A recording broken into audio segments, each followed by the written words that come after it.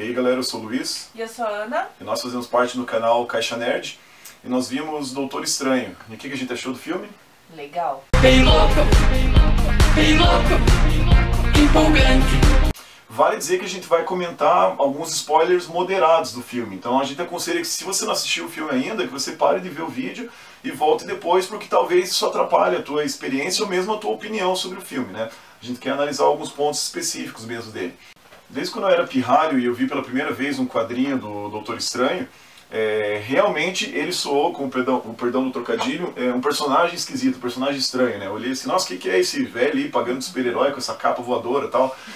Mas isso, na verdade, é uma coisa curiosa do universo Marvel em geral, né? Que o Stan Lee, ele viveu ali na década de 60 um período muito produtivo de ideias, então os personagens eles tinham características muito diferentes uns dos outros, e isso possibilitava criar universos de histórias muito distintos, né? Quando foi anunciado esse filme, há uns 2 anos atrás, pelo Kevin Feige, que é o presidente executivo lá da Marvel Studios, eles anunciaram uma leva de novos personagens que iam ganhar seus filmes próprios e que deixou os fãs muito empolgados, né? Como, por exemplo, o Doutor Estranho, o Pantera Negra e a Capitã Marvel, que são personagens muito legais, mas que são muito pouco conhecidos do grande público.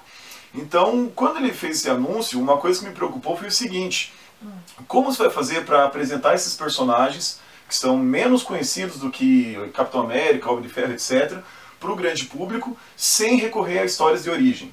E por que isso é um problema? Porque hoje, com 14 filmes da Marvel e todos os outros filmes de super-heróis de outros estúdios que já foram feitos, talvez o público já esteja saturado de histórias de origem. Eu, pelo menos, já não aguento mais. Lembrando que tem heróis, inclusive, que tiveram 2 histórias de origem, exatamente, né? Tem alguns personagens que já viram né, 2 vezes a mesma história. Uma, teve que ter 2, assim, pra garantir. Exatamente. Então esse era um problema que eu via, né? Como se vai contar uma história do Pantera Negra, ou da Capitã Marvel, ou do Doutor Estranho, sem fazer uma história de origem? E daí, por mais que eu tenha gostado muito do Doutor Estranho, ele tem alguns problemas, e para mim um dos maiores problemas é esse: o fato de ser uma história de origem e ele não conseguir transcender a estrutura clássica do roteiro para esse tipo de história, né? Na verdade, a maior parte dos roteiros em Hollywood obedece aquele manual do Sid Feld da estrutura de 3 atos, né? Então você tem o primeiro ato onde você apresenta o personagem e as características dele quando ele começa aquela história. Tem algum evento que vai colocar ele no desenvolvimento desse conflito, né? Que no caso ali do filme é toda a parte do treinamento do Doutor Estranho, é esse segundo ato. E daí acontece um novo evento que vai ser crucial para ele tomar uma decisão e enfrentar o conflito de vez, que leva ao terceiro ato, que geralmente é o mais grandioso, e onde vai estar o clímax e onde vai estar o desfecho da história, né? Essa estrutura ela é recorrente na grande maior parte dos filmes em Hollywood. Só que o problema que eu vejo é quando ela se torna visível demais, né? Visível no sentido que você consegue prever e antecipar qual vai ser o passo seguinte. E eu acho que isso acontece um pouco no filme. Eu acho que tem vários momentos do filme que você entende que você consegue prever o que vai acontecer na sequência, né? Isso se vê o problema, que isso te tira um pouco da experiência. Você começa a ver que você consegue ver a escrita do roteiro em si, né? Ver a estrutura dele pronta ali, e você não tem grandes surpresas nesse sentido. Mas o que eu acho interessante com relação a essa estrutura é o terceiro ato do filme. Porque você está esperando que vai acontecer determinada coisa, mas bem no fim acontece uma coisa um pouco diferente. O que é legal, porque você estava esperando que ia acontecer X e vem e acontece Y. Opa! Realmente. Sabe, rola uma coisa bem bacana, porque você pensa que o inimigo dele é o Caecilius, e que ele vai enfrentar o Caecilius, ele vai ter que sair na mão e vai ter que, né, tipo, sei lá, ganhar dele. Mas no fim não, você vê que ele enfrenta o Dormammu, né? Mas ainda falando um pouco sobre o Doutor Estranho, eu acho que tem uma outra coisa legal nesse filme, porque assim, o Doutor Estranho tem aquele lance que ele é um pouco parecido com o Homem de Ferro, com o Tony Stark, lembra muito. Que é o cara arrogante, fodão, eu sei fazer as coisas, sai daqui, otário. E realmente, no início do filme, tipo, você vê o Doutor Estranho super arrogante, super. Tem um dado momento que ele tá discutindo com a Christine, não é? E, sabe, que raiva daquele cara. Tipo, sai daqui, seu nojento, sabe? Tipo, dá muita raiva dele. Mas, ao mesmo tempo, com tudo que acontece com ele, tipo, ele se humaniza de uma tal forma que, tipo, você consegue realmente perceber um arco dramático pra ele. Muito diferente do que acontece com o Homem de Ferro lá na Era de Ultron. Você não consegue perceber. Tipo, você não consegue perceber em nenhum momento que o Tony Stark realmente se achou achou que tinha feito alguma coisa errada, né? Agora ali, o Doutor Estranho não, tipo, você vê que há um arrependimento e não só um arrependimento, há uma mudança de fato nele. Sim. Isso, assim, é muito legal, porque você começa odiando o Doutor Estranho, achando ele um filho da puta, e no final, assim, não, esse cara não é tão filho da puta, eu gostei dele, assim, sabe? Mas aí, nesse caso... E tem um outro caso, assim, que pra mim foi muito, assim, que fez assim, falar, ah, cara, agora eu gostei do Doutor Estranho. E não só, sabe, e isso foi uma decisão do filme, foi uma decisão de roteiro. Chega um dado momento que a mestre anciã, ela sofre um acidente e ela precisa de uma cirurgia. E ele tá impedido de fazer essa cirurgia porque ele tá com um problema nas mãos. E ele já tem todo o lance da magia e tudo mais. Falei, cara, por favor, não deixe ele usar a magia pra fazer a cirurgia da anciã. Tipo, por favor, deixe ele passar essa bola pra outro cara fazer. E é nesse momento que você percebe, não, cara, ele realmente, tipo, baixou a bola. Porque ele realmente deixou o outro médico operar a mestre anciã. Agora, boa parte disso, desse sucesso, eu acho que está na responsabilidade do Benedict Cumberbatch, né? Que é um excelente ator. Ele é foda, então, né? por mais que a cena ali, por exemplo, a cena do embate, o primeiro embate dele com a Christine, né? Que está no primeiro ato, por mais que ela seja previsível, você consiga até prever o que eles vão falar um pro outro, ele é muito bom, e ela também é uma excelente atriz, né? Então você vê que ele se entrega muito ao personagem e ele torna aquilo verossímil, né? Então, às vezes tem até algumas piadas que são bem bobas, mas ditas por ele, elas ficam legais, assim, né? Então, vários diálogos que são bem rasos, mas com a voz dele eles ficam muito legais, né? E não só ele, o elenco todo é muito bom, né? Inclusive a Tilda Swinton, maravilhosa, né? Uma das atrizes mais fenomenais da geração dela e que sempre consegue fazer esses personagens com essa aura mais mística, ou mais estranha mesmo, né? Ela é muito legal. Agora, a melhor coisa do filme, com certeza, é toda a concepção visual dele, né? Nossa, sim. Isso é o que ele tem de mais interessante, a coisa mais que tem dessa coisa mais psicodélica. Inclusive aquela viagem astral, a primeira viagem astral que ele faz ali, quando a anciã vai dar um toque nele para ele ver que tem algo a mais, né, sobre esse mundo.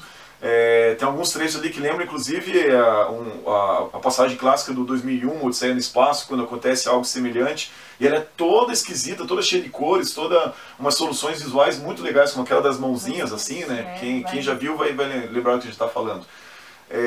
E tem uma coisa bem legal, que é essa coisa da distorção da realidade, né? Que eles fazem em vários momentos. Muito bacana, gente. Tem muita gente associando isso com a origem, mas eu dou um passo até anterior, e assim, se a gente lembrar do Matrix, em 99, ele já insinuava essas coisas, né? Por exemplo, uma cena que o helicóptero vai bater num prédio e o prédio sofre umas ondas, assim, como se fosse um impacto de uma pedra na água, né?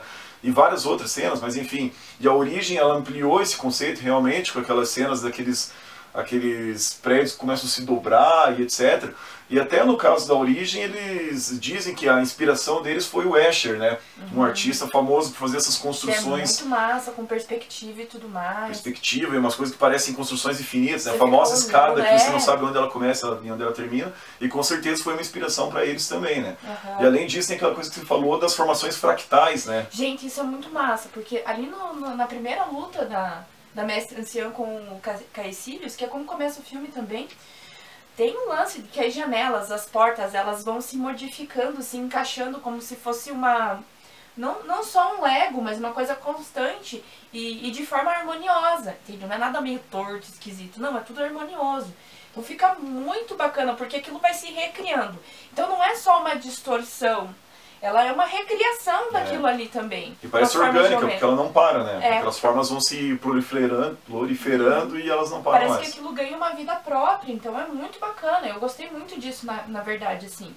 Tipo, é claro que tem momentos que lembram a origem, mas eu acho que se a gente começar a observar observar esses pequenos detalhes, esses outros detalhes do filme, a gente percebe que, tipo...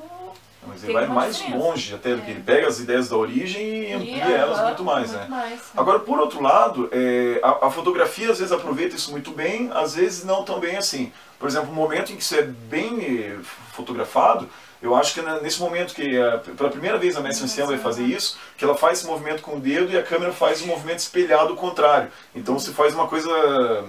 o movimento contrário do dedo dela, e você consegue visualizar a transformação toda no espaço, né? Isso é bem legal. Agora, nem sempre a fotografia aproveita muito bem essas nuances, né?